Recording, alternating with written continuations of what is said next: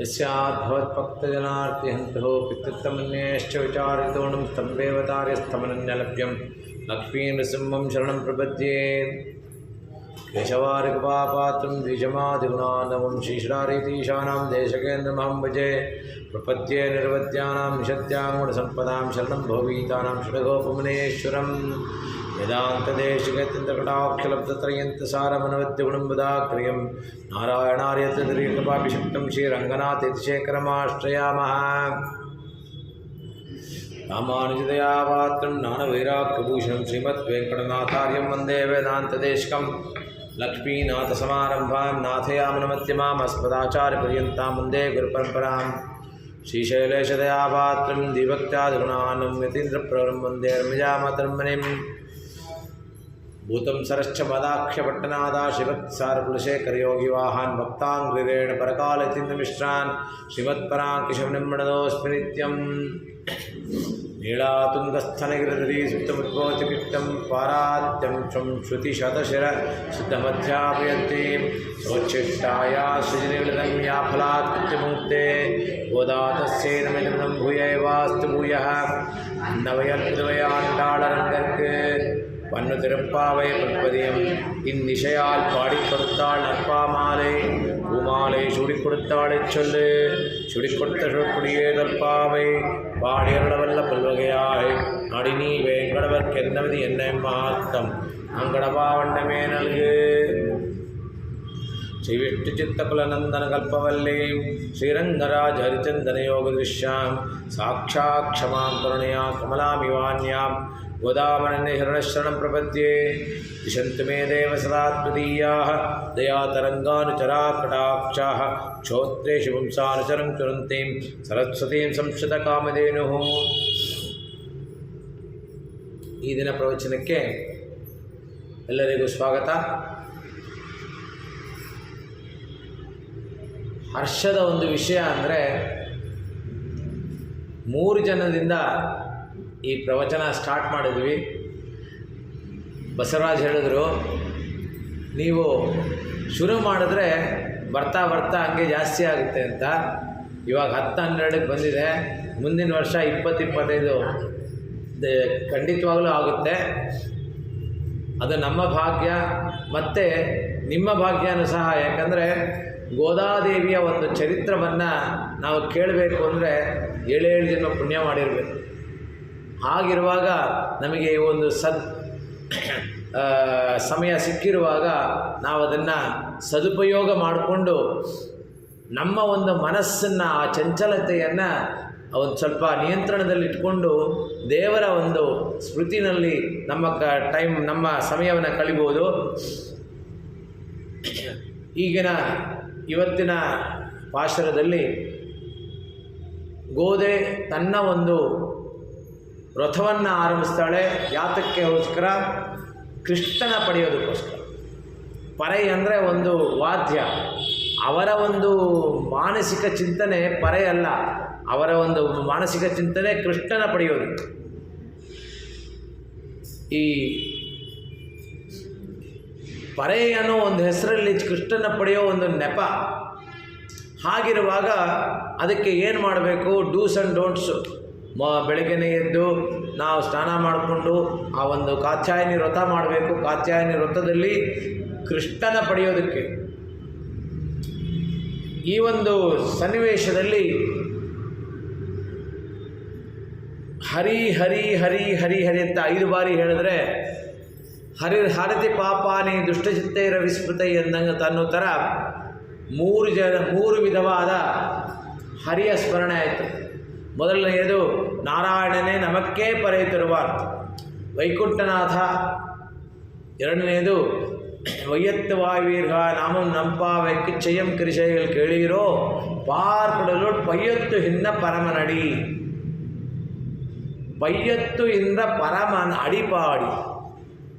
ಅಲ್ಲಿ ಮಲಗಿರತಕ್ಕಂಥ ಕ್ಷೀರಾಬ್ಧಿ ಶಯನದಲ್ಲಿ ಮಲಗಿರತಕ್ಕಂಥ ಪರಮಾತ್ಮನ ಪಾದವನ್ನು, ಮೊದಲನೇದು ನಾರಾಯಣನ ನೋಡೋಣ. ನೆಕ್ಸ್ಟು ಪರಮಾತ್ಮನ ಪಾದ. ಓಂಗಿ ಉಲಗಳಂದ ಉತ್ತಮನ್ ಪೇರ್ಪಾಡಿ. ಇವನು ಹೇಗೆ ಉತ್ತಮನಾಗ್ತಾನೆ? ಉತ್ತಮ ಅಂದರೆ ಬೇರೆಯವರಿಗೆಲ್ಲ ಒಳ್ಳೆಯದಾಗಲಿ, ನನಗೆ ಕೆಟ್ಟಷ್ಟು ಬಂದರೂ ಪರವಾಗಿಲ್ಲ ಅನ್ನೋ ಒಂದು ಸಂಕಲ್ಪದಿಂದ ನಮ್ಮಂಥ ಒಂದು ಪಾಪಿಷ್ಠರನ್ನೆಲ್ಲ ಸ್ಪರ್ಶ ಮಾಡಿದ್ದಾನೆ ಪಾದದಲ್ಲಿ. ಅವನ ಸ್ಪರ್ಶ ಮಾಡಿದ ಮೇಲೆ ನಮಗೆ ಬಹುಶಃ ನಮ್ಮ ಕರ್ಮಗಳು ಹೋಗಿ ನಾವು ಮನುಷ್ಯರಾಗಿ ಹುಟ್ಟಿದ್ದೀವಿ. ಮತ್ತೆ ನಮ್ಮ ಕರ್ಮಗಳು ಹೋಗಲಾಡ್ಸೋಕ್ಕೆ ಗೋದಾದೇವಿ ಕಲಿಯುಗದಲ್ಲಿ ಹುಟ್ಟಿದಾಳೆ, ಅವತಾರ ಮಾಡಿದಾಳೆ. ಯಾಕೆ ಅಂದರೆ ಇವರನ್ನೆಲ್ಲ ನೆನೆಸ್ಕೊಂಡ್ರೆ ಅಲ್ಪನಾದರೂ ಸ್ವಲ್ಪ ನಾವು ತಿದ್ಕೋತೀವಿ. ನಾರಾಯಣ ಬಹಳ ಪ್ರಯತ್ನ ಪಟ್ಟ ನಮ್ಮನ್ನು ತಿದ್ದಿ ಸತ್ಮಾರ್ಗದಲ್ಲಿ ನಡೆಸೋದಕ್ಕೆ. ಅಷ್ಟು ಪ್ರಯತ್ನ ಪಟ್ಟರೂ ಆಗಲಿಲ್ಲ. ಅದಕ್ಕೋಸ್ಕರ ಅವನ ಪಾದ ಸ್ಪರ್ಶ ನಮ್ಮ ಮೇಲಿಟ್ಟ. ಪರಮ ನಡಿಪಾಡಿ ஓங்கி உலகளந்த உத்தமன் பெயர் பாடி நாங்கள் நம்பாவைக்கு சாத்தி நீராடினார் தீங்கின்று நாடெல்லாம் திங்கள் மும்மாರಿ பெய்ದು. ತಿಂಗಳು ಮುಮ್ಮಾರಿ பெய்ದು ಅಂದರೆ ತಿಂಗಳಿಗೆ 3 ಸಲ ಮಳೆ ಬರಬೇಕು. 1ನೇ ತಾರೀಕು ಬಂದರೆ 11ನೇ ತಾರೀಕು ಬರಬೇಕು, 11ನೇ ತಾರೀಕು ಬಂದರೆ 21ನೇ ತಾರೀಕು ಬರಬೇಕು, 21 ಆದಮೇಲೆ ಆ ಭೂಮಿ ಬಂದು ಫಲವತ್ತಾಗಬೇಕು. ಇದು ನೋಡಿ, ಆ ಒಂದು ಚಿಂತನೆ ಅವಾಗ ರೈತರಿಗೂ ಚಿಂತನೆ, ರೈತರ ಮೇಲೂ ಚಿಂತನೆ ಇತ್ತು ಅವಳಿಗೆ. ಅದಕ್ಕೋಸ್ಕರ ಆ ರೀತಿ ಹೇಳಿದ್ದಾಳೆ, ಅತಿವೃಷ್ಟಿನೂ ಇರಬಾರ್ದು, ಅನಾವೃಷ್ಟಿನೂ ಇರಬಾರ್ದು ಅಂತ. ಈ ಒಂದು ನಿಬಂಧನೆಗಳನ್ನು ಆಂಡಾಳು ಹೇಗೆ ಮಾಡಿದ್ಲು ಅದನ್ನು ಈ ಭಾಷೆಯಲ್ಲಿ ಹೇಳೋಣ. ஆழிமழை கண்ணா ஒன்று நீ கைகரவேல் ஆவியுள் புக்க முகுந்து குடார்த்தேரி ஊழு முதல்வன் உருவம் போல் மைகரத்து வாழியந்தோளுடைய பத்மநாபன் கையில் ஆழிபோல் மின்னி வலம்புரி போல் நின்று அதிர்ந்து தாயாதேசாங்கம் உதைத்த சரமழை போல் வாழ உலகனில் பெய்திடாய் நாங்களும் மார்கழி நீராட மகிழ்ந்தேலோர் எம்பாவாய். द्रवन्ति दैत्या प्रणमन्ति देवताः नश्यन्ति रक्षांस पयन्ति चारयः यत्कीर्तनात् सद्भोतरूपकेण ममास्तु मांगल्य विवर्तये हरिः. ಗೋಧಿಯು ಮಳೆಗಾಗಿ ಸುಭಿಕ್ಷವಾಗಿರಬೇಕು ಅಂತ ಸಂಕಲ್ಪ ಮಾಡ್ತಾಳೆ. ಹೇಗೆ ಸುರಿಸಲಿ ಅಂತ ಪರ್ಜನ್ಯ ದೇವ ಬಂದು ಕೇಳ್ತಾನೆ. ಅಂತರಾತ್ಮವಾದ ಹರಿಯನ್ನು ನಾವು ನೆನೆಸ್ಕೊತಾ ಇದ್ದೀವಿ. ನಾವು ಸಂಕಲ್ಪ ಮಾಡುವಾಗಲೂ ಅಷ್ಟೇ, ಪುಣ್ಯಾಹವಚನ ಮಾಡುವಾಗ ಏನು ಹೇಳ್ತೀವಿ? ಸಕಲ ತೀರ್ಥಾಧಿಪತಿ ಅಂತರ್ಯಾಮಿ ವರುಣ ಅಂತರ್ಯಾಮಿ ಶ್ರೀಮನ್ನಾರಾಯಣ ಲಕ್ಷ್ಮೀನಾರಾಯಣ ಅಂತ ಸಂಕಲ್ಪ ಮಾಡ್ತೀವಿ. ಅಂದರೆ ಎಲ್ಲದರಲ್ಲೂ ನಾರಾಯಣನೇ ಇದ್ದಾನೆ. ಹಾಗಿರುವಾಗ ಅವನು ಬಂದು ಗೋದೆ ಹತ್ರ, ಚಿಕ್ಕ ಹುಡುಗಿ ಗೋಡೆ ಹತ್ರ ಬಂದು ನೀನು ಏನು ಕಟ್ಟಳೆ ಇಡ್ತೀಯೋ ಆ ರೀತಿ ನಾನು ನಡ್ಕೋತೀನಿ ಅಂತ ಹೇಳ್ತಾನೆ. ಆ ಕಟ್ಟಳೆ ಇಡೋದಕ್ಕೆ ಗೋದೆಗೆ ಹೇಗೆ ಧೈರ್ಯ? ಒಂದು, ಅವಳು ಭಕ್ತೆ, ನಾರಾಯಣ ಭಕ್ತ ಪರಾಧೀನ. ಆದ್ದರಿಂದ ಆ ಭಕ್ತೆಯ ಮನಸ್ಸು, ಭಕ್ತೆಯ ಒಂದು ಆಕಾಂಕ್ಷೆ ಏನಿದೆ ಅದನ್ನು ಪರಮಾತ್ಮ ಪೂರೈಸ್ತಾನೆ. ಎರಡನೆಯದು, ಗೋದೆ ಪಾಂಡ್ಯ ರಾಜ್ಯದಲ್ಲಿ, ಪಾಂಡ್ಯನ್ ಅಂತ ರಾಜ ಇದರಲ್ಲಿ, ಅವರ ರಾಜ್ಯಭಾರದಲ್ಲಿ ಆ ಶ್ರೀವಿಲ್ಲಿಪುತ್ತೂರು ಮಧುರೆ ಹತ್ರ ಇರೋದರಿಂದ ಪಾಂಡ್ಯ ರಾಜ್ಯಕ್ಕೆ ಸೇರುತ್ತೆ. ಒಂದು ಬಾರಿ ಪಾಂಡ್ಯ ರಾಜ ದೇವರಿಗೆ ಸಹಾಯ ಮಾಡೋಕ್ಕೆ ಹೋಗಿದ್ದ. ರಾಕ್ಷಸರ ಮೇಲೆ ಯುದ್ಧ ಮಾಡೋದಕ್ಕೆ ದೇವರಿಗೆ ಸಹಾಯ ಮಾಡೋಕ್ಕೆ ಹೋದಾಗ ದೇವರನ್ನು ಗೆಲ್ಲಿಸ್ಬಿಟ್ಟು ಮತ್ತೆ ಬರುವಾಗ ಅಲ್ಲೊಂದು ಔತಣಕೂಟ ಇಟ್ಟಿದ್ರು. ಔತಣಕೂಟ ಇವಾಗೆಲ್ಲ ಪಾರ್ಟಿಗಳು ಇರ್ತಾರಲ್ಲ, ಗೆದ್ದ ತಕ್ಷಣ ಪಾರ್ಟಿ ಇಟ್ಟಿದ್ರು. ಆ ಪಾರ್ಟಿ ಇಟ್ಟಾಗ ಇವನೇನು ಮಾಡ್ದ, ಪಾಂಡ್ಯ ರಾಜ ಇಂದ್ರನ ಒಂದು ಸೀಟಲ್ಲಿ ಹೋಗಿ ಕೂತ. ಇಂದ್ರನಿಗೆ ಆಗೋದೇ ಇಲ್ಲ ಬೇರೆಯವ್ರು ಯಾರಾದರೂ ಬಂದರೆ. ಅವನಷ್ಟು ಹೊಟ್ಟೆ ಕಿಚ್ಚಿರೋ ಮನುಷ್ಯ ಯಾರೂ ಇಲ್ಲ ಪ್ರಪಂಚದಲ್ಲಿ. ಅವನು ಬಿಟ್ಟು ಬೇರೆ ಯಾರೂ ಇರಬಾರ್ದಲ್ಲಿ. ಅವನಿಗೆ ಅವಮಾನ ಮಾಡ್ತಾನೆ ಪಾಂಡ್ಯರಾಜನಿಗೆ. ಪಾಂಡ್ಯರಾಜನಿಗೆ ಅವಮಾನ ಮಾಡಿದಾಗ ಏನು ಮಾಡ್ತಾನೆ, ಮೇಘಗಳನ್ನೆಲ್ಲ ಸೆರೆ ಹಿಡ್ಕೊಂಡೋಗಿ ತನ್ನ ಪಾಂಡ್ಯರಾಜ್ಯದಲ್ಲಿ ಸೆರೆಮನೆಯಲ್ಲಿ ಹಾಕ್ತಾನೆ. ಇಲ್ಲಿ ನೋಡಿದ್ರೆ ಇಲ್ಲಿ ನೀರಿಲ್ಲ, ಏನೂ ಇಲ್ಲ, ಯಾರಿಗೂ ದೇವಲೋಕದಲ್ಲೇ ನೀರಿಲ್ಲ.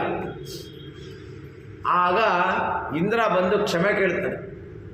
ಇಂದ್ರ ಬಂದು ಕ್ಷಮೆ ಕೇಳಿದಾಗ ಇವರಿಬ್ಬರಲ್ಲಿ ಒಂದು ಅಗ್ರಿಮೆಂಟ್ ಆಗುತ್ತೆ. ಏನು ಅಗ್ರಿಮೆಂಟ್ ಅಂದರೆ, ಪಾಂಡ್ಯ ರಾಜ್ಯದಲ್ಲಿ ಸುಭೀಕ್ಷವಾಗಿರ್ಬೇಕು, ಯಾವಾಗಲೂ ಅಕಾಲ ಬರಬಾರ್ದು. ಅದೊಂದು ಅಗ್ರಿಮೆಂಟ್ ಆಗುತ್ತೆ. ಆ ಒಂದು ಧೈರ್ಯದಿಂದ ಇಲ್ಲಿ ಕಟ್ಟಳೆ ಇಡ್ತಾಳೆ ವರುಣ ದೇವತೆಗೆ. ಆಯಿ ಮಳೆಯಕ್ಕೆ ಅಣ್ಣ, ಆಯಿ ಮಳೆಯಕ್ಕೆ ಅಣ್ಣ, ಮಳೆಗಳ ದೇವತನಾದ ಪರ್ಜನ್ಯ ದೇವನೇ. ಇಲ್ಲಿ ಆಯಿ ಮಳೆ ಕಣ್ಣ ಅಂತಲೂ ಹೇಳ್ಬೋದು. ಆಯು ಮಳೆ ಎಲ್ಲದನ್ನು ಸಕಲ ತೀರ್ಥಾಧಿಪತಿ ಶ್ರೀಮನ್ ನಾರಾಯಣ ಅಂತ ಹೇಳಿದ ಮೇಲೆ ಆಯು ಮಳೆ ಕಣ್ಣ. ಕಣ್ಣ ಅಂದರೆ ಕೃಷ್ಣ. ಕೃಷ್ಣನ್ನು ಹೇಳ್ಬೋದು ಇಲ್ಲಿ. ಅಥವಾ ಮಳೆಯ ಅಧಿಪತಿಯಾದ ಅಣ್ಣನೇ, ವರುಣ ದೇವತನೇ ಅಂತ ಹೇಳ್ಬೋದು. ಇದು ಒಂದು ನೀ ಕೈಕರವೇ, ನೀನು ಒಂದು ಪ್ರಕಾರದಲ್ಲಿ ಔದಾರ್ಯವನ್ನು ತೋರಿಸ್ಬೇಕು. ಒಂದು ಭಿನ್ನಹ ಇಡ್ತಾಳೆ, ಔದಾರ್ಯವನ್ನು ತೋರಬೇಕು. ಏನಂದರೆ, ಆವಿಯುಳ್ ಪುಕ್ಕ ಮುಕುಂದು, ಸಮುದ್ರದಲ್ಲಿ ಹೊಕ್ಕಿ ಮೇಲ್ಗಡೆ ನಾವು ಅವರೆಕಾಯಿ ಎಲ್ಲ ತೊಗೊಳಕ್ಕೆ ಹೋಗ್ತೀವಿ. ಅವರೆಕಾಯಿ ತೊಗೊಂಡು ಹೋದಾಗ ಏನು ಹೇಳ್ತೀವಿ, ಕೆಳಗಡೆ ಇರೋದೆಲ್ಲ ಕೊಡ್ಬೇಡಮ್ಮ, ಮೇಲ್ಗಡೆ ಇರೋದು ಕೊಡು ಅಂತೀವಿ. ಆದರೆ ಇಲ್ಲಿ ಆವಿಯುಳ್ ಪುಕ್ಕು, ಸಮುದ್ರದಲ್ಲಿ ಮಧ್ಯ ಸಮುದ್ರದಲ್ಲಿ ನುಗ್ಗಿ ಅಲ್ಲಿದ್ದ ಆವಿನ ತೊಗೊಂಡ. ಏನು ಆವಿ ಬರಬೇಕು ಅಂದರೆ ಸಮುದ್ರ ಹಂಗೆ ಹಿಂಗೋಗ್ಬೇಕು, ಆ ರೀತಿ ತೊಗೊಂಬ. ಆವಿಯುಳ್ ಪುಕ್ಕ ಮುಕುಂದ ಗುಡ ಆರ್ತೇರಿ, ಆರ್ತೇರಿ ಗರ್ಜಿಸಿ ಮಾಡಬೇಕು. ಊಳು ಮೊದಲ್ವನ್ ಉರುಂಬೋಲ್ ಮೈಕರತ್, ಆ ಊಳಿ ಮೊದಲ್ವನ್ ಅಂದರೆ ಪರಮಾತ್ಮನ ಉರುವಂಪೋಲ್ ನೀಲಮೇಘ. ನೀಲಮೇಘ ಅದಕ್ಕಿಂತ ಕಾರ್ ಮೋಡದ ಥರ ಅದು ಇರಬೇಕು. ವಾಳಿಯಂತೋರ್ಡೆ ಪದ್ಮನಾಭನ್ ಕೈಯಿಲ್, ಹೇಗಿರಬೇಕು ಅಂದರೆ ಸುಂದರ ಬಾಹು ಇರುವ ಪದ್ಮನಾಭನ ಕೈಯಲ್ಲಿರುವ ಚಕ್ರದಂತೆ ಇರಬೇಕು. ಆಳಿಪೋಲ್ ಮಿನ್ನಿ, ಚಕ್ರದಂತೆ ಮಿಂಚು ಬರಬೇಕು. ಚಕ್ರ ಒಂದು ಸಲ ಹೊರಡ್ತು ಅಂದರೆ ಫಳ ಅಂತ ತಿರುಗ್ತಾ ಇರುತ್ತೆ. ಅದು ಆ ಒಂದು ಚಕ್ರದ ಒಂದು ಛಾಯೆ, ಆ ಛಾಯೆ ಒಂದು ಮಿಂಚಿನಂತಿರುತ್ತೆ. ಆ ರೀತಿ ಇರಬೇಕು. ಒಲಂಬುರಿಬೋಲ್ ನಿಂದ್ರು ಅದರಿಂದ ಪಾಂಚಜನ್ಯ ಥರ ಘೋಷ ಇರಬೇಕು. ಹೇಗೆ ಮಹಾಭಾರತದಲ್ಲಿ ಕೃಷ್ಣ ಪಾಂಚಜನ್ಯ ಓದಿದ ತಕ್ಷಣ ಇವರೆಲ್ಲ ನಡುಗೋಗ್ತಾರೆ, ಕೌರವರೆಲ್ಲ ನಡುಗೋಗ್ತಾರೆ, ಪಾಂಡವರೆಲ್ಲ ಹರ್ಷೋದ್ಗಾರವಾಗಿರ್ತಾರೆ. ಆಗ ಧೃತರಾಷ್ಟ್ರ ಕೇಳ್ತಾನಂತೆ ಇವನ್ನ ಸಂಜಯನ್ನ, ನನ್ನ ಮಕ್ಕಳು ಈ ಒಂದು ಗರ್ಜನೆಗೆ ಹೆದರ್ಕೊಂಡಿರ್ತಾರೆ, ಆದರೆ ಪಾಂಡವರು ಸತ್ತೇ ಹೋಗ್ಬಿಟ್ಟಿರ್ತಾರೆ. ಅಲ್ಲೂ ಆ ಥರ ಒಂದು ಯೋಚನೆ ಧೃತರಾಷ್ಟ್ರಂದು. ಹಂಗೆ ಹೇಳ್ತಾರೆ ಇಲ್ಲಿ. ಆವಿಯುಳ್ ಇಲ್ಲಿ ಸ್ಥಿರವಾಗಿ ಘೋಷಿ ಅಂದರೆ ಸ್ಥಿರವಾಗಿ ಕಂಟಿನ್ಯೂಸ್ ಆಗಿ ಆ ರೀತಿ ಗುಡುಗಿರಬೇಕು. ಆ ರೀತಿ ಗುಡುಗಿರಬೇಕು. ತಾಯಾದೇಶಾಂಗಂ ಉದಯಿತ್,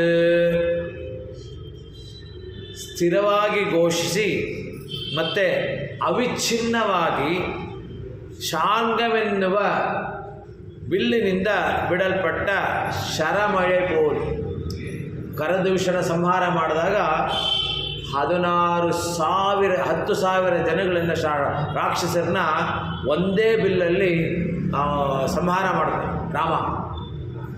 ಒಂದೇ ಬಿಲ್ಲಲ್ಲಿ ಒಂದು ಸಲ ಬಿಟ್ಟರೆ ಅದು ಟಕ ಟಕ ಟಕ ಅಂತ ಹೋಗ್ತಾ ಇರುತ್ತೆ. ಆ ರೀತಿ ಮಳೆ ಬರಬೇಕು, ನಿಲ್ಲೇಬಾರ್ದು. ಶರಮಳೆ ಪೋಲ್, ಶರ ಅಂದರೆ ಬಾಣಗಳು, ಅದರ ಒಂದು ಮಳೆ ಹೇಗಿರುತ್ತೋ ಆ ರೀತಿ ಮಳೆ ಬರ್ತಾ ಇರಬೇಕು. ವಾಳ ಉಲಗಿನಿಲ್ ಪೇದಿಡಾಯ್ ಅಂದರೆ ಪ್ರಪಂಚದಲ್ಲಿ ಬಾಳುವ ಎಲ್ಲರೂ ನಾವು ಮಾರ್ಗಶೀರ್ಷದ ಒಂದು ರಥವನ್ನು ರಥಾಂಗವಾಗಿ ಸ್ನಾನ ಮಾಡಿ ಬೇದಿಡ ನಾಂಗಳಂ ಮಾರ್ಗಳಿ ನೀರಾಡ ಮಹಿಂದು, ಆ ಒಂದು ಮಹಿಂದು ಅಂದರೆ ಸಂತೋಷಪಟ್ಟು ಏಲೋರೆಂಬಾವಾಯ್ ಅಂತ ಈ ಒಂದು ಪಾಠದಲ್ಲಿ ಹೇಳ್ತಾರೆ. ಇಲ್ಲಿ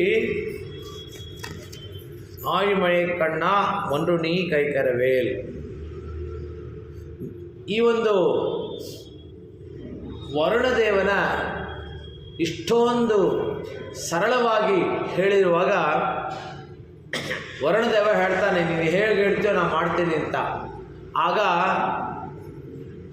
ಆಂಡಾಳು ಹೇಳ್ತಾಳೆ, ನಿನ್ನ ನಂಬಕ್ಕಾಗಲ್ಲಪ್ಪ, ರಾಮ ಸೇತುವೆ ಕಟ್ಟೋ ಟೈಮಲ್ಲಿ ನಿನ್ನ ಆರ್ಭಟ ಕಮ್ಮಿ ಮಾಡ್ಕೊ ಅಂತ ಹೇಳಿದಾಗ ಎಷ್ಟು ಹೇಳಿದ್ರು ಎಷ್ಟು ಕರೆದ್ರೂ ಬರಲಿಲ್ಲ, ನಿನ್ನನ್ನು ಹೆಂಗೆ ನಂಬೋದು ಅಂತೇಳಿ. ಅದಕ್ಕೆ ಹೇಳ್ತಾನೆ, ನೀನು ಕೃಷ್ಣನ ಭಕ್ತೆಯಮ್ಮ, ನೀನು ಕೃಷ್ಣನ ಭಕ್ತೆ, ನೀ ಕರೆದಾಗ ನಾ ಬರ್ತೀನಿ, ನೀ ಹೇಳ್ದಂಗೆ ಮಾಡ್ತೀನಿ. ಸಘೋಷಾಧಾರ್ಥರಾಷ್ಟ್ರಾನಾಂ ಹೃದಯಾನಿ ವ್ಯಧಾರಯತ್, ಹೆಂಗಂದರೆ ಆ ಒಂದು ಗರ್ಜನೆ ಹೇಗಿತ್ತು, ಸಘೋಷೋ, ಆ ಒಂದು ಘೋಷದಿಂದ ದಾತ್ತರಾಷ್ಟ್ರಾಣ ಹೃದಯಾನಿ ವ್ಯಧಾರಯತ್, ಹೃದಯ ಹಂಗೆ ಕಂಪನ ಆಗುತ್ತಂತೆ. ಆ ಒಂದು ಶಂಕದ ಒಂದು ಸ್ಮರಣೆ ಹಂಗಿರಬೇಕು ಅಂತ ಹೇಳ್ತೀಯ ನೀನು. ಹಾಗಿರಬೇಕಾದ್ರೆ ಆ ಶಂಖ ಪಾಂಚಜನ್ಯ ಬಿಟ್ಟರೆ ಬೇರೆ ಯಾವುದರಲ್ಲೂ ಆ ಒಂದು ಶಂಖದ ಒಂದು ನಾದ ಬರೋದಿಲ್ಲ. ಅದಕ್ಕೆ ಹೇಳ್ತಾಳೆ, ಪಾಂಚಜನ್ಯದಿಂದ ಆ ಶಂಖನಾದ ಬರಬೇಕು ಅಂತ. ಪದ್ಮೇ ದಿವ್ಯೇರ್ಕ ಸಂಕಾಶೇ ನಾಭ್ಯಾಮುತ್ಪಾದ್ಯ ಮಾಮಪಿ ಪ್ರಾಜಾಪತ್ಯಂ ತ್ವಯಾ ಕರ್ಮ ಮಯಿ ಸರ್ವಂ ನಿವೇಶಿತಂ. ಉಪನಿಷತ್ತಿನಲ್ಲಿ ಹೇಳ್ತಾನೆ, ಯೋ ಬ್ರಾಹ್ಮಣಂ ವಿದದಾತಿ ಪೂರ್ವಂ ಯೋ ವೈ ವೇದಾಶ್ವೇ ಪ್ರಣಿಹೋತಿ ತಸ್ಮೈ. ಬ್ರಹ್ಮನು ಪರಮಾತ್ಮನ ಮಗ. ಸಗೋ ಇಲ್ಲಿ ಕಾಂಕ್ಷಂತ ಕರ್ಮಾಣ ಸಿದ್ಧಿಯಂಜತ ಇಹ ದೇವತಾ ಕ್ಷಿಪ್ರಂ ಹಿ ಮಾನೇಶೇ ಲೋಕೆ ಸಿದ್ಧಿರ್ಭವತಿ ಕರ್ಮಜ. ಇದನ್ನು ಭಗವದ್ಗೀತೆಯಲ್ಲಿ ಹೇಳ್ತಾರೆ, ಎಲ್ಲಿ ಪರಮಾತ್ಮನು ಸಾಮಾನ್ಯ ಕಟಾಕ್ಷ ಅಂದರೆ ನಮ್ಮಂಥವ್ರ ಮೇಲೆ ಸಾಮಾನ್ಯ ಕಟಾಕ್ಷ ತೋರ್ಸೋಕ್ಕಾಗಲ್ಲ. ಯಾಕಂದರೆ ಬಹುಮಾನ್ಯ ಕಟಾಕ್ಷ ಮಾಡಬೇಕಾಗುತ್ತೆ. ನಾವು ಪಾಪದಲ್ಲೇ ತೇಳ್ತಾ ಇದ್ದೀವಿ, ಪಾಪದಲ್ಲೇ ಮುಳುಗ್ತಾ ಇದ್ದೀವಿ, ಪಾಪನೇ ತಿಂತಾ ಇದ್ದೀವಿ. ಆದ್ದರಿಂದ ಆ ಸಾಮಾನ್ಯ ಕಟಾಕ್ಷ ನಮಗಾಗಲ್ಲ ಅಂತ ಇದರಲ್ಲಿ ಹೇಳ್ತಾರೆ. ಇಲ್ಲಿ ಇನ್ನೊಂದು ಹೇಳಬೇಕು ಅಂದರೆ ಪರಮಾತ್ಮನ ಕಟಾಕ್ಷ ಹೇಗಿರುತ್ತೆ. ರುಕ್ಮಿಣಿ ಕೃಷ್ಣನ ಮದುವೆ ಆಗಬೇಕು ಅಂತಾಳೆ. ಕೃಷ್ಣನ ಮದುವೆ ಆಗಬೇಕು ಅನ್ನೋ ಟೈಮಲ್ಲಿ ಅವಳಿಗೆ ಶಿಶುಪಾಲನ ಜೊತೆ ಎಂಗೇಜ್ಮೆಂಟ್ ಆಗುತ್ತೆ. ಇನ್ನೇನು ಮದುವೆ ಇರೋ ಸಂದರ್ಭದಲ್ಲಿ ಮಾರನೇ ದಿವಸ ಗೌರಿ ವ್ರತ ಮಾಡೋದಕ್ಕೆ ಹೋಗ್ತಾಳೆ. ಹೋಗುವಾಗ ಮೊದಲನೇ ರಾತ್ರಿ ಒಬ್ಬ ಬ್ರಾಹ್ಮಣ ಕೈಯಲ್ಲಿ ಒಂದು ಪತ್ರ ಕೊಟ್ಟು ಕಳಿಸ್ತಾಳೆ, ಕೃಷ್ಣನಿಗೆ ಹೋಗಿ ಕೊಡೋದು. ಕೃಷ್ಣನಿಗೆ ಹೋಗಿ ಕೊಡುವಾಗ ಆ ಬ್ರಾಹ್ಮಣ ಆ ಪತ್ರನ ಕೃಷ್ಣ ಹೇಳ್ತಾನೆ, ನೀನೇ ಓದು ಅಂತ. ಆಗ ಎಲ್ಲರಿಗೂ ಗೊತ್ತಾಗ್ಬಿಡುತ್ತೆ, ಬೇಡ ಅಂತೇಳ್ಬಿಟ್ಟು ಅವನನ್ನು ಒಂದು ಸೈಡಿಗೆ ಕರ್ಕೊಂಡೋಗಿ ಪತ್ರ ಓದಿ ಆ ಬ್ರಾಹ್ಮಣನಿಗೆ ವಾಪಸ್ ಬಂದು ಬ್ರಾಹ್ಮಣನಿಗೆ ಆತಿಥ್ಯ ಮಾಡ್ತಾ ಕೂರಿಸ್ಬಿಡ್ತಾನೆ. ಬೆಳಗಿನ ಜಾವ ಆಗುತ್ತೆ, ಮುಂಜಾನೆ ಹೋಗಿ ಗೌರಿ ವ್ರತವನ್ನು ಮುಗಿಸ್ತಾ ಇದ್ದಾಳೆ. ಮುಗಿಸ್ಬಿಟ್ಟು ಬರುವಾಗ ಅಲ್ಲಿ ತನ್ನ ಸಖಿಯರಿಗೆಲ್ಲ ಬಾಯಿ ಹೇಳ್ತಾಳೆ. ಸಖಿಯರಿಗೆ ಶಾಕ್ ಆಗುತ್ತೆ. ಮದುವೆ ಮಾಡ್ಕೊತಾ ಇದ್ದಾಳೆ, ನನಗೆ ಇವಾಗಲೇ ಬಾಯಿ ಆಗ್ತದೆ, ಬಾಯಿ ಅಂತ ಹೇಳ್ತಾ ಇದ್ದಾಳಲ್ಲ, ಏನು ಇವಳು ಕತೆ ಗೊತ್ತಾಗ್ತಾ ಇಲ್ವಲ್ಲ ಅಂತ. ಆಗ ಕೃಷ್ಣ ಬರಲಿಲ್ಲ ಅಂದಾಗ ತುಳಸಿಯ ಒಂದು ಸುವಾಸನೆ ಬರುತ್ತೆ. ಸುವಾಸನೆ ಹೇಗಿರುತ್ತೆ ಅಂದರೆ, ಇದಕ್ಕೆ ರಾಮಾವತಾರದಲ್ಲಿ ರಾಮ ಬಂದು ರಾಮ ಸೇತುವೆ ಹತ್ರ ಹೋಗಿರ್ತಾನೆ. ಅಲ್ಲಿ ಸೇತುವೆ ಕಟ್ಟಿದ್ದೆ ಅವನು. ಕೃಷ್ಣಾವತಾರದಲ್ಲಿ ಅರ್ಜುನ ಪಾಂಡವರೆಲ್ಲ ತೀರ್ಥಯಾತ್ರೆ ಹೋಗ್ತಾರೆ. ತೀರ್ಥಯಾತ್ರೆ ಹೋದಾಗ ಆ ಸೇತುವೆ ಹತ್ರ ತುಳಸಿಯ ಒಂದು ಸುಗಂಧ ಬರುತ್ತೆ.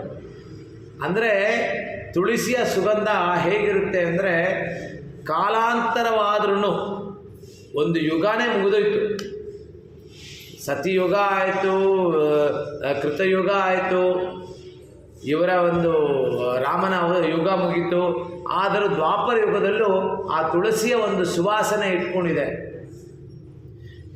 ಅಂತ ಅಲ್ಲಿ ಹೇಳ್ತಾರೆ. ಈ ಒಂದು ರಥಕ್ಕೆ ನನಗೆ ನೀನು ಸಹಾಯ ಮಾಡು, ஆகிமையை கண்ணா ஒன்று நீ கை கரவேல் ஆவியுள் புக்க முக்கந்து குடார் தேரில் உழி முதல்வன் நுறும்போல் மைக்கருத்து பாயன் தோளை பத்மநாபன் கையில் ஆய்போல் மின்னி வலம்புரி போல் நின்று அதிர்ந்து தாயாதே சார்ந்தும் அதை உதைத்த சரமை போல் வாழ உலகினில் பெய்திடா நாங்களும் மார்கை ನೀರಾಡ ಮಹಿಂದೇಲೋರ್ ಎಂಬಾವ ಅಂತ ಇದ್ರಲ್ಲಿ ಹೇಳ್ತಾಳೆ.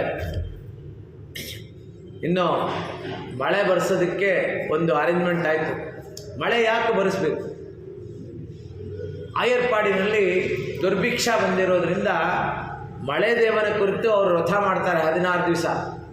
ಆ ರಥವನ್ನು ಮಾಡೋದಕ್ಕೆ ಅವರ ಮನಸ್ಸಲ್ಲಿ ಕೃಷ್ಣನ ಪಡಿಬೇಕು ಅಂದ್ರೂ ಇದು ಅವನು ಮಳೆ ಒಂದು ಕಾರಣ. ಇವಾಗ ಪರಮಾತ್ಮನಲ್ಲಿ ಹೋದರೆ ಅವನು ತಿರು ಅಂದರೆ ಲಕ್ಷ್ಮಿಯ ಗಂಡ, ಲಕ್ಷ್ಮಿಯ ಒಂದು ಪತಿ ತಿರುಮಾಲ್.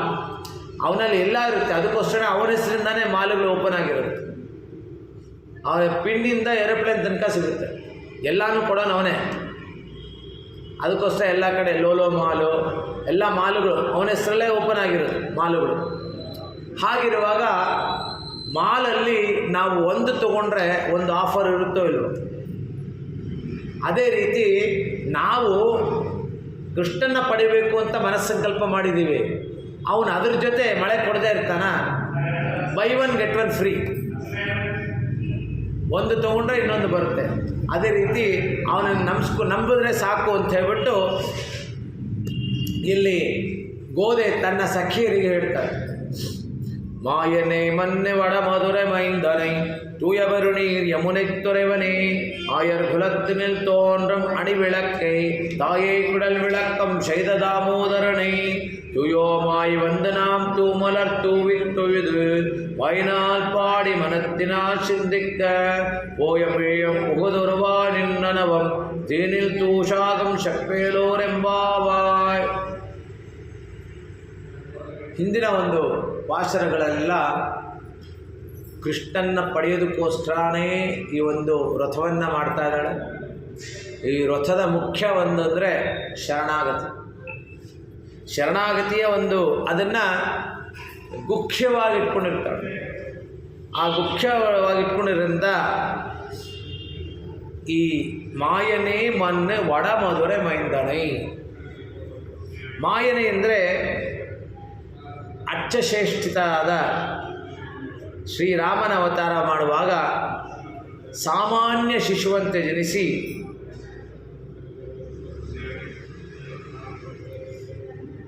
ಮಂಡೋದರಿಯ ಪತಿ ರಾವಣನ ಒಂದು ಹಂತಕ್ಕೆ ಕಾರಣನಾದ ರಾಮನ ಹಾಗಲ್ಲ. ಕೃಷ್ಣ ಮಾಯಾ ಅಂದರೆ ಅವನು ಜನಿಸಿದಾಗ ಶಂಕು ಚಕ್ರ ಗದಾ ಪದ್ಮ ಪೀತಾಂಬರ ಎಲ್ಲ ಇಟ್ಕೊಂಡು ಅವನು ಜನಿಸ್ತಾನೆ. ಆಗ ದೇವಕಿ ಹೆದರ್ಕೋತಾಳೆ. ನಾನು ಹೇಳಿದ್ದು ಚಿಕ್ಕ ಮಗುವಾಗಿ ನನ್ನ ಕೈಯಲ್ಲಿ ನನ್ನ ಒಂದು ಹೊಟ್ಟೆನಲ್ಲಿ ಜನ್ಮ ಪಡಿ ಅಂತ ಹೇಳಿದೆ, ನೀನು ನೋಡಿದ್ರೆ ಎಲ್ಲ ವಜ್ರ ವೈಡೂರ್ಯ ಎಲ್ಲ ಹಾಕ್ಕೊಂಡ್ಬಂದ್ಬಿಟ್ಟಿದೆಯಲ್ಲ ಅಂತ ಹೇಳ್ಬಿಟ್ಟು ಅಮ್ಮನ ಮಾತಿಗೆ ಅಲ್ಲಿ ಹೇಳಿದ ತಕ್ಷಣ ಅವನು ಚಿಕ್ಕ ಮಗು ಹೇಳಿದ ತಕ್ಷಣ. ಯಾಕೆ ಅಂದರೆ ವಚನಕಾರರು ಹೇಳ್ತಾರೆ, ರಾಮನ ಅವತಾರದಲ್ಲಿ ಕೌಸಲ್ಯ ಹೇಳ್ತಾಳೆ ಕಾಡಿಗೆ ಹೋಗುವಾಗ, ನೀನು ಕಾಡಿಗೆ ಹೋಗ್ಬೇಡಪ್ಪ, ನಮ್ಮ ತಾಯಿ ಮನೆಯದು ಒಂದು ಬಿಡಾರ ಇದೆ, ನಾವು ಅಲ್ಲಿದ್ಕೊಳ್ಳೋಣ, ನಾನು ನಿನ್ನ ಜೊತೆ ಬರ್ತೀನಿ, ನಾವು ಅಲ್ಲಿದ್ಕೊಳ್ಳೋಣ ಅಂತ. ಆದರೆ ಪಿತೃವಾಕ್ಯ ಪರಿಪಾಲನೆಗೋಸ್ಕರ ಅಮ್ಮನ್ನ ನೋಯಿಸಿದೆ ಅಂತ ಹೇಳ್ಬಿಟ್ಟು ಇಲ್ಲಿ ಅಮ್ಮ ಹೇಳಿದ್ದನ್ನೆಲ್ಲ ಕಡೆ ಹಾಗೆ. ಇನ್ನು ಮಾಯನೆ ಮಾಯಾವಿ ಸಖಿಯರೆಲ್ಲ ಹೇಳ್ತಾರೆ, ನೋಡು ನೀನು ತಪ್ಪು ಮಾಡ್ತಾ ಇದೀಯಾ, ಆ ಮಾಯಾವಿ ಅವನೆಲ್ಲ ನಂಬಕ್ಕಾಗಲ್ಲ, ಹಿಂಗ ವೈತ್ ಅಂಗ ಪಿರಂದು ಅಂತ ಆಳ್ವಾರು ಹೇಳ್ತಾರೆ. ಇಲ್ಲಿ ಹುಟ್ಟಿ ಎಲ್ಲಿ ಜೈಲಲ್ಲಿ ಹುಟ್ಟಿ ಗೋಕುಲದಲ್ಲಿ ಬೆಳಿತಾನೆ. ಆ ರೀತಿ ಹೇಳುವಾಗ ಒಂದು ಪ್ರಸಂಗ ಬರುತ್ತೆ. ಅಂಬರೀಷ ಮಹಾರಾಜನಿಗೆ ಸುಂದರವಾದ ಒಂದು ಹುಡುಗಿ ಇರ್ತಾಳೆ, ಒಂದು ಮಗಳಿರ್ತಾಳೆ. ಅವಳನ್ನು ಮದುವೆ ವಯಸ್ಸಿಗೆ ಬಂದಿರ್ತಾಳೆ. ಈ ನಾರದರು ಮತ್ತು ತುಂಬೂರರು ಒಂದು ಬಾರಿ ಔತಣಕ್ಕೆ ಹೋಗಿರ್ತಾರೆ.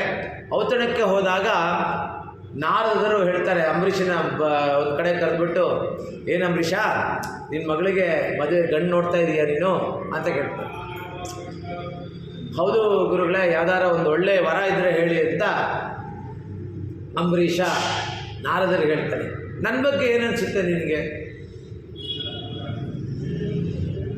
ಸ್ವಯಂವರ ಇಡ್ತೀನಿ ಗುರುಗಳೇ, ಅವಳು ಯಾರ ಕತ್ತಿಗೆ ಮಾಲೆ ಹಾಕ್ತಾಳೋ ಅದು ನನಗೆ ಸಮ್ಮತ. ತುಂಬೂರರು ಕೇಳ್ತಾರೆ, ಅಂಬರೀಷ ಅವ್ರು ಡೈರೆಕ್ಟಾಗಿ ಕೇಳ್ತಾರೆ, ನಿನ್ನ ಮಗಳನ್ನ ನಾನು ಮದುವೆ ಆಗಬೇಕು ಅಂತಿದ್ದೀನಪ್ಪ. ಇವರಿಬ್ಬರು ಆಚಾರ್ಯರು, ಇವ್ರನ್ನೆಲ್ಲ ಮೀರಿ ಇದು ಮಾಡೋಕ್ಕಾಗಲ್ಲ. ಅವ್ರಿಗೂ ಹೇಳ್ತಾನೆ, ಸರಿ ನಾನು ಒಂದು ಸ್ವಯಂವರ ಏರ್ಪಾಡು ಮಾಡ್ತೀನಿ, ನೀವು ಅದರಲ್ಲಿ ಅವಳು ನಿಮ್ಮ ಕತ್ತಿಗೆಗೆ ಮಾಲೆ ಹಾಕಿದ್ರೆ ನನಗೇನು ಅಭ್ಯಂತರ ಇಲ್ಲ. ಇವರಿಬ್ಬರು ಏನು ಮಾಡ್ತಾರೆ, 1-to-1 ಮೀಟಿಂಗ್ ಮಾಡ್ತಾರೆ ನಾರಾಯಣನ. ಇಬ್ಬರು ಒಟ್ಟಿಗೆ ಬಂದರೆ ಕಷ್ಟ ಅಂತ 1-to-1 ಮೀಟಿಂಗು. ಏನಂದರೆ ನಾರಾಯಣ ಹತ್ರ ಬಂದು ನಾರದರು ಬರ್ತಾರೆ, ನಾರಾಯಣ ಇದುವರೆಗೂ ನಾನು ನಿನ್ನೇನೂ ಕೇಳಲಿಲ್ಲ, ನೀ ಹೇಳಿದ್ದೆಲ್ಲ ಕೆಲಸ ಮಾಡ್ತಾಯಿದ್ದೀನಿ, ನಾನು ಇವಾಗ ಮದುವೆ ಆಗಬೇಕು ಅಂತ ಇದ್ದೀನಿ, ನನಗೋಸ್ಕರ ಒಂದು ಸಹಾಯ ಮಾಡಬೇಕು ಅಂತ. ಏನಪ್ಪ ಅಂದರೆ, ನೋಡು ನಾನು ಅಂಬರೀಷನ ಮಗಳನ್ನು ಮದುವೆ ಆಗಬೇಕು ಅಂತಿದ್ದೀನಿ, ತುಂಬೂರರು ಅದಕ್ಕೆ ಪೈಪೋಟಿಯಾಗಿದ್ದಾರೆ. ಆ ಹುಡುಗಿ ಮಾಲೆ ಹಿಡ್ಕೊಂಡು ಬಂದ ತಕ್ಷಣ ತುಂಬೂರರ ಮುಖ ಕೋತಿ ಥರ ಆಗಿಬಿಡ್ಲಿ, ಅವಳಿಗೆ ಕೋತಿ ಥರ ಕಾಣಿಸ್ಲಿ ಅಂತ. ತಥಾಸ್ತು ಅಂತ ಹೇಳ್ತಾನೆ ನಾರಾಯಣ. ಮತ್ತು ನಾರದರು ಅಲ್ಲಿಂದ ಹೋಗ್ತಾರೆ, ತುಂಬೂರರು ಬರ್ತಾರೆ. ತುಂಬೂರರು ಬಂದು, ನಾನು ಇಷ್ಟೊಂದು ಸೇವೆ ಮಾಡಿದ್ದೀನಿ ನಿನಗೆ, ಇವಾಗ ಮದುವೆ ಆಗಬೇಕು ಅಂತಿದ್ದೀನಿ ನಾನು, ನನ್ನ ಜೊತೆಗೆ ನಾರದರು ಪೈಪೋಟಿ ಹಾಕ್ತಾ ಇದ್ದಾರೆ, ಆ ಹುಡುಗಿ ಮಾಲೆ ತೊಗೊಂಡು ಬಂದ ತಕ್ಷಣ ಅವರ ಮುಖ ಕರಡಿ ಥರ ಆಗ್ಬಿಡ್ಲಿ. ಅಲ್ಲೂ ತಥಾಸ್ತು. ಸರಿ, ಸ್ವಯಂವರ ಏರ್ಪಾಟಾಗುತ್ತೆ. ಸ್ವಯಂವರ ಏರ್ಪಾಟಾದಾಗ ಆ ಹುಡುಗಿ ಮಾಲೆ ತೊಗೊಂಡು ಬಂದಾಗ ಇವರಿಬ್ಬರ ಮುಖ ಕೋತಿ ಮತ್ತು ಕರಡಿ ಥರ ಕಾಣಿಸುತ್ತೆ. ಹೆದರ್ಕೊಂಡು ವಾಪಸ್ ಹೋಗ್ತಾಳೆ. ಅಂಬರೀಷ ಹೇಳ್ತಾನೆ, ಮಗುಗೆ ಯಾಕೆ ನೀವು ಹೆದರಿಸ್ತೀರಾ, ನಿಮ್ಮ ಸ್ವರೂಪ ತೋರಿಸಿ ಅಂತ. ಅವರಿಬ್ಬರ ಮಧ್ಯೆ ಒಬ್ಬ ಸುಂದರವಾದ ಯುವಕ ಕೂತಿರ್ತಾನೆ. ಈ ಹುಡುಗಿ ಬಂದ ಆ ಸುಂದರವಾದ ಯುವಕನಿಗೆ ಮಾಲೆ ಹಾಕ್ತಾಳೆ. ಅಲ್ಲಿಂದ ಹೋಗುವಾಗ ಇವರು ತುಂಬೂರು ನಾರದರು ಬೈಕೋತಾರೆ ನಾರಾಯಣನ, ನಾವು ಕೇಳಿದ್ದೇನೂ ಕೊಡಲಿಲ್ಲ ಅವನು ಅಂತ ಹೇಳ್ಬಿಟ್ಟು. ಅಲ್ಲಿ ವೈಕುಂಠಕ್ಕೆ ಹೋಗಿ ನೋಡಿದ್ರೆ ಆ ಹುಡುಗಿ ಅಲ್ಲೇ ಇರ್ತಾರೆ.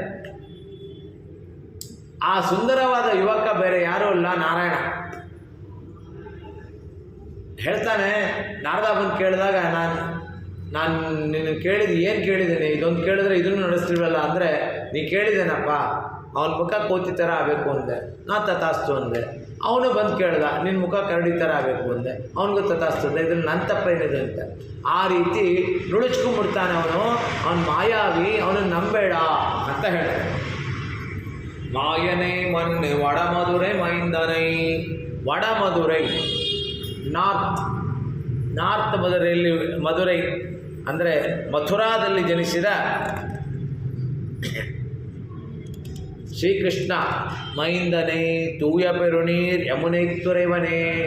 ಯಮುನೆ ಬಂದು ತೂಯ ಪೆರುನೀರ್ ಅಂದರೆ ಶುದ್ಧವಾದ, ತೂಯ ಅಂದರೆ ಶುದ್ಧವಾದ ನೀರು. ರಾಮ ಯಮುನೆ ದಾಟ್ತಾ ಹೋಗ್ತಾನೆ, ಇದರಲ್ಲಿ ತೆಪ್ಪದಲ್ಲಿ ಕೂತ್ಕೊಂಡು ಯಮುನೆ ದಾಟ್ತಾ ಹೋಗ್ತಾನೆ. ಯಮುನೆ ಬಂದು ರಾಮನ ಪಾದ ಸ್ಪರ್ಶ ಆಗಬೇಕು ಅಂತೇಳ್ಬಿಟ್ಟು ಮೇಲ್ಮೇಲೆ ಉಗ್ತಾ ಇರ್ತಾಳೆ. ಆಗ ಯಮುನೆಗೆ ರಾಮ ಹೇಳ್ತಾನೆ, ಯಾಕೆ ಮೇಲೆ ಬರ್ತಾ ಇದೀಯಾ, ನಾನು ಏಕಪತ್ನಿ ವ್ರತಸ್ಥ, ನನ್ನ ಹತ್ರ ಬರಬೇಡ ಅಂತ. ಆ ಒಂದು ಸ್ಪರ್ಶ. ಅದೇ ರೀತಿ ಅವಳು ಇನ್ನೂ ಪುಣ್ಯವಂತೆ ಆಗ್ತಾಳೆ ಅಂದರೆ, ಕೃಷ್ಣ ಬಂದು ಯಮುನೆ ದಾಟ್ಕೊಂಡು ಇವನು ವಸುದೇವ ಕರ್ಕೊಂಡು ಹೋಗ್ತಾನೆ. ಹೋಗುವಾಗ ಅವನು ಬುಟ್ಟಿ ಮೇಲೆ ಇಟ್ಕೊಂಡಿರ್ತಾನೆ. ಮಳೆ ಬರ್ತಾ ಇರುತ್ತೆ. ಮಳೆ ಬರ್ತಾ ಇದ್ರೆ ಕೃಷ್ಣಂಗೆ ಏನೂ ಇಲ್ಲ. ಯಾಕೆಂದರೆ ಗರುಡ ಆದಿಶೇಷನಾಗಿ ಇವನಿದ್ದಾನೆ, ಸರ್ಪ ಇದೆ ಆದಿಶೇಷವಾಗಿ, ಛತ್ರಿಯಾಗಿ ಆದಿಶೇಷ ಇದ್ದಾನೆ. ಅದ್ರ ಮೇಲೆ ಗರುಡ ಇದ್ದಾನೆ. ಅದ್ರ ಮೇಲೆ ಗರುಡ ಇದ್ದಾಗ ಡಬಲ್ ಪ್ರೊಟೆಕ್ಷನ್ ಅವನಿಗೆ. ಆದ್ರೂ ಆ ವಸುದೇವ ಒಂದು ಕೃಷ್ಣನ ಎತ್ಕೊಂಡು ಹೋಗುವಾಗ ಅವನಿಗೆ ದಾರಿ ಬಿಟ್ಟಿಲ್ಲ. ದಾರಿ ಬಿಡದೆ ಅವಳು ಮೇಲ್ಮೇಲೆ ಬರ್ತಾ ಇದ್ದಾಳೆ. ಮೇಲ್ಮೇಲೆ ಬಂದು ಆ ಕೃಷ್ಣನ ಪಾದ ಸ್ಪರ್ಶ ಆದ ತಕ್ಷಣ ದಾರಿ ಬಿಡ್ತಾಳೆ. ಅಂದರೆ ಅವಳು ಪವಿತ್ರಳಾಗ್ತಾಳೆ. ಅದಕ್ಕೆ ಯಮುನೆ ತುರೆವನೇ ಆಯರ್ ಕುಲತ್ತಿನ ತೋನ್ರಂ ಅಣಿ ಬಿಳಕ್ಕೈ. ಆಯರ್ಪಾಡಿಗೆ ನೀನು ಅವತಾರ ಮಾಡಿರುವ ಅಣಿಬೆಳಕ್ಕೆ ಅಂದರೆ ರತ್ನ ನೀನು. ಆಯರ್ ಕುಲತ್ತೈ ತೋನ್ರಂ ಅಣಿವಿಳಕ್ಕೈ ತಾಯೈ ಕುಡಲ್ ವಿಳಕ್ಕಂ ಶೈದ ದಾಮೋದರನೇ. ದಾಮೋದರ, ದಾಮೋ ಅಂದರೆ ಹಗ್ಗ. ಹಗ್ಗದಲ್ಲಿ ಇವನನ್ನು ಕಟ್ಟಿರ್ತಾಳೆ ಯಶೋದೆ. ಆ ಹಗ್ಗದಲ್ಲಿ ಕಟ್ಟೋದಕ್ಕೆ ಯಾಕೆ ಅಂದರೆ ಅದು ಒಂದು ಒಳ್ಳೆ ಶಾಪ ವಿಮೋಚನೆಗೆ. ಇಬ್ಬರು ಗಂಧರ್ವರಿರ್ತಾರೆ. ಗಂಧರ್ವರು ನಗ್ನವಾಗಿ ಸ್ನಾನ ಮಾಡ್ತಾರೆ. ನಗ್ನವಾಗಿ ಸ್ನಾನ ಮಾಡ್ತಾ ಇರುವಾಗ ಅಲ್ಲಿ ನಾರದರು ಬರ್ತಾರೆ. ನಾರದರು ಅವ್ರಿಗೆ ಶಾಪ ಕೊಡ್ತಾರೆ. ಆ ಶಾಪ ಕೊಟ್ಟಾಗ ಅವರಿಬ್ಬರು ವಸುದೇವನ ಮನೆಯಲ್ಲಿ ಮನೆ ಮುಂದೆ ಒಂದು ಮರವಾಗಿರ್ತಾರೆ. ಆ ಮರವಾದ ರೆಕ್ಕೆ ಎರಡು ಹಿಂಗಿರುತ್ತೆ. ಅವರಿಗೆ ಶಾಪ ವಿಮೋಚನೆ ಏನು ಅಂತ ಹೇಳಿದ್ರೆ, ಕೃಷ್ಣಾವತಾರದಲ್ಲಿ ನಿನಗೆ ಶಾಪ ವಿಮೋಚನೆ ಅಂತ ಹೇಳಿರ್ತಾರೆ. ಆ ದಾಮೋದರನಲ್ಲಿ ಕಟ್ಟಿರುವಂತಹ ಆ ಒಂದು ಒರಳುಕಲ್ಲು ಆ ಕೃಷ್ಣ ಓಡೋಗ್ತಾನೆ. ಓಡೋಗಿ ಆ ಎರಡು ಮರದ ಸಂದಿನಲ್ಲಿ ಹೋಗ್ತಾನೆ. ಹೋದಾಗ ಮುಂದೆ ಹೋಗೋಕ್ಕಾಗಲ್ಲ, ಹಿಂಗೆ ಜಗಿತಾನೆ. ಜಗಿದಾಗ ಆ ಮರ ಕೆಳಗೆ ಬೀಳುತ್ತೆ. ಆವಾಗ ಆ ಗಂಧರ್ವರಿಗೆ ಶಾಪ ವಿಮೋಚನೆ ಆಗುತ್ತೆ. ಯಾವುದೇ ಮಾದ್ರೂ ಶಾಪ ಯಾವುದೇ ಆದ್ರೂ ಕೆಲವು ಕಡೆ ಒಳ್ಳೆಯದೇ ಆಗುತ್ತೆ. ಆದರೆ ಗಾದೆ ಇದೆ, ತಾಯಿ ಶಾಪ ನಾಯಿ ಶಾಪ ಅಂತ. ತಾಯಿ ಶಾಪ ಯಾವಾಗಲೂ ತುಂಬ ಡೇಂಜರ್. ತಾಯಿ ಯಾರೂ ಶಾಪ ಹಾಕಲ್ಲ. ಒಂದು ತಿಳ್ಕೋಬೇಕು, ಪಿತೃಗಳು ಯಾರು ಶಾಪ ಹಾಕಲ್ಲ. ನಾವು ಶ್ರಾದ್ದ ಮಾಡಲಿಲ್ಲ, ನಾವು ತರ್ಪಣಗಳು ಬಿಡಲಿಲ್ಲ ಅಂದರೆ ಕೆಲವರು ಹೇಳ್ತಾರೆ ಪಿತೃಶಾಪ ಇರುತ್ತೆ ಅಂತ. ಪಿತೃಶಾಪ ಯಾವತ್ತೂ ಇರಲ್ಲ, ಪಿತೃದೋಷಗಳಿರುತ್ತೆ. ಪಿತೃದೋಷಗಳು ಯಾವಾಗಲೂ ನಮ್ಮನ್ನು ಕಾಡ್ತಾ ಇರುತ್ತೆ. ಡಯಾಬಿಟಿಸ್ ಥರ. ಅದು ನೀವು ಕೋಟಿಗಟ್ಟಲೆ ನೀವು ಇಟ್ಟೋದ್ರೂ ಈ ಒಂದು ಪಿತೃದೋಷ ಅನ್ನೋದೊಂದು ಇತ್ತು ಅಂದರೆ ಎಲ್ಲ ನಶಿಸಿ ಹೋಗುತ್ತೆ. ಅದಕ್ಕೋಸ್ಕರ ನಮ್ಮ ಕರ್ತವ್ಯಗಳನ್ನು ಆಹ್ನಿಕಗಳನ್ನು ನಾವು ಮಾಡ್ಕೊಂಡು ಹೋಗಬೇಕು. ಯಾಕೆ ಅಂದರೆ ಮುಂದಿನ ಪೀಳಿಗೆ ಅವ್ರಿಗೇನು ಗೊತ್ತಿಲ್ಲ ಪಾಪ. ನೀವು ಏನು ಮಾಡಿ ಅವ್ರಿಗೆ ಗೊತ್ತಾಗೋದು ಒಂದೇ ಒಂದು ಏನಂದರೆ ಬ್ಯಾಂಕ್ ಬ್ಯಾಲೆನ್ಸ್ ಅಷ್ಟೇ. ಮತ್ತೆ ಮನೆ ಸೈಟು ಇದೆಷ್ಟೇ ಗೊತ್ತಾಗುತ್ತೆ ಹೊರತು ನೀವು ಇಟ್ಟಿರೋ ಆ ಬ್ಯಾಂಕ್ ಬ್ಯಾಲೆನ್ಸ್ ಇದೆಯಲ್ಲ ಪಿತೃದೋಷ ಅನ್ನೋದು ಅದು ಗೊತ್ತಾಗಲ್ಲ ಅವ್ರಿಗೆ. ಅದಕ್ಕೋಸ್ಕರ ನಮ್ಮ ಕೈಲಾದಷ್ಟು ನಾವು ಆ ಪಿತೃದೋಷ ಅನ್ನೋ ಒಂದು ಬ್ಯಾಂಕ್ ಬ್ಯಾಲೆನ್ಸ್ ಇದೆಯಲ್ಲ ಆ ಅಕೌಂಟೇ ಓಪನ್ ಮಾಡೋದು ಬೇಡ. ಯಾಕೆ ಅಕೌಂಟ್ ಯಾಕೆ ಓಪನ್ ಮಾಡಬೇಕು? ಇದು ತ್ರಿಮತಸ್ಥರಿಗೆ ಇದೆಲ್ಲ ಮಾಡಿದ್ರಾಗುತ್ತೆ. ಮಿಕ್ಕಿದವ್ರಿಗೆ ಅವ್ರು ಚೆನ್ನಾಗೇ ಮಾಡ್ತಾರೆ. ನಾನು ನೋಡ್ತಾ ಇದ್ದೀನಿ, ಪ್ರತಿ ವರ್ಷ ಪಕ್ಷ ಮಾಸದಲ್ಲಿ ಎಲ್ಲರೂ ಎಡೆ ಅಂತಿಡ್ತಾರೆ. ಅವರ ಒಂದು ಸಂಪ್ರದಾಯದ ಪ್ರಕಾರ ಅದು ಅಲ್ಲಿ ಪಿತೃದೋಷ ನಿವಾರಣೆ ಆಗುತ್ತೆ. ಅದು ಸಂಪ್ರದಾಯದ ಪ್ರಕಾರ ಎಲ್ಲರಿಗೂ ಒಂದೊಂದು ಸಂಪ್ರದಾಯದಿಂದ ಹೇಳಿದೆ. SMP SOP ಅಂತ. SMP ಅಂದರೆ ಸಿಂಪಲ್ ಮೇಂಟೆನೆನ್ಸ್ ಪ್ರೊಸೀಜರ್, SOP ಅಂದರೆ ಸಿಂಪಲ್ ಆಪರೇಷನ್ ಪ್ರೊಸೀಜರ್ ಅಂತ. ಅಂದರೆ ನಮಗೆ ನಮ್ಮ ಹಿರಿಯರು ಒಂದು ಸಂಪ್ರದಾಯ ಮಾಡೋಗಿದ್ದರು. ಆ ಒಂದು ಸಂಪ್ರದಾಯ ನಾವು ಫಾಲೋ ಮಾಡಬೇಕು. ಮತ್ತು ಅದು ಯಾವ ಸಂಪ್ರದಾಯ ಶಾಸ್ತ್ರಕ್ಕೆ ಮೀರಿ ಇರಲ್ಲ, ಶಾಸ್ತ್ರಕ್ಕೆ ಅನುಗುಣವಾಗಿರುತ್ತೆ. ಆದ್ದರಿಂದ ಸಂಪ್ರದಾಯನ ನಾವು ಫಾಲೋ ಮಾಡ್ಕೊಂಡು ಹೋಗಬೇಕು. ಅಣಿವಿಳಕ್ಕೈ ತಾಯೇ ಕುಡಲ್ ವಿಳಕ್ಕಂ ಶೇದ ದಾಮೋದರನೇ ತೂಯೋ ಮಾಯಿ ವಂದನಾ ತೂಮಲರ್ ತೂವಿತ್ತೊಯ್ದು ತೂಯೋ ಮಾಯಿ ವಂದನ. ನಾವು ಶುದ್ಧವಾಗಿ ಬಂದಿದ್ದೇವೆ. ಯಾವುದಕ್ಕೆ?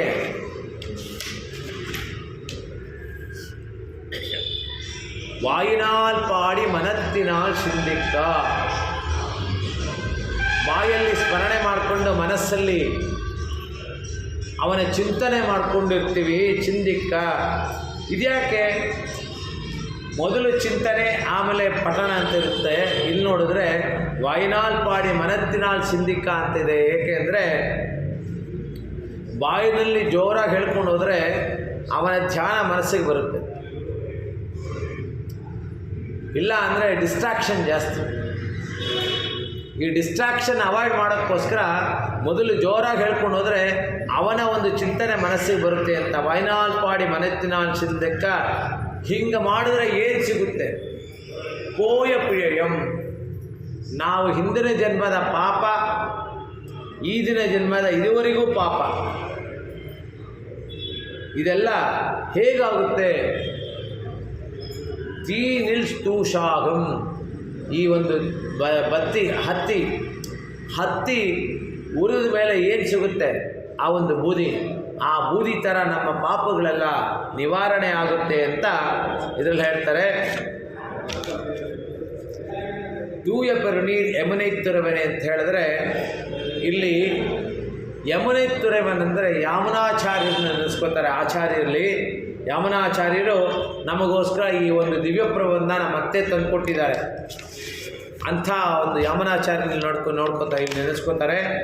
ಲಕ್ಷ್ಮಣಸ್ಯ ವಚಂ ಶ್ರುತ್ವಾ ದೀನಾ ಸಂತಾಪಮೋಹಿತಃ ರಾಮ ಸಂವಿಚಕ್ರಾಮ ಸ್ವಯಂ ಗೋದಾವರೀಂ ನದೀಂ ಸತಾಮಸ್ತುತೋ ರಾಮ ಕ್ವಸೀತ್ಯೇತ್ಯಮಬ್ರವೀತ್ ಭೂತಾನಿ ರಾಕ್ಷಸೇಂದ್ರೇಣ ವದಾರ್ಹೇಣ ಹತಾಮಪಿ ತಥಾಂ ಶಶಾಂಸು ರಾಮಾಯ ತಥಾ ಗೋದಾವರೀ ನದಿ ರಾವಣಸ್ಯ ಚ ತದ್ರೂಪಂ ಕರ್ಮಾಪಿ ಚ ದುರಾತ್ಮನಃ ಧ್ಯಾತ್ವಾ ಭೂಯ ಭಯಾತ್ತು ವೈದೇಹೀಂ ಸನದಿ ಸಾನ